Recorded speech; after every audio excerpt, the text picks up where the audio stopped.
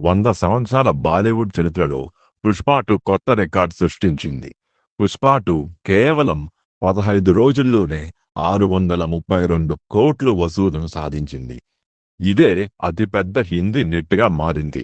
గతంలో ఈ రికార్డ్ 'శ్రద్ధా కపూర్' నటించిన 'స్త్రీ 2' పేరిట ఉండేది. ఈ చిత్రం 625 కోట్ల వసూళ్లను సాధించింది. ఇప్పుడు 'స్త్రీ 2' క్రియేట్ చేసిన రికార్డును బద్దలు కొడుతూ 'పుష్ప 2' 632 కోట్లు రాబట్టి మొదటి స్థానంలో నిలిచింది.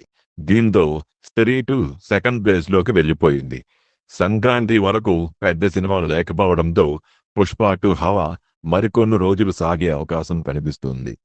100 ఏళ్ల బాలీవుడ్ చరిత్రలో 'పుష్ప 2' సాధించిన ఈ రికార్డ్ తెలుగు ఫిల్మ్ ఇండస్ట్రీకి ఎంతో గర్వకారణమని చెప్పుకోవచ్చు.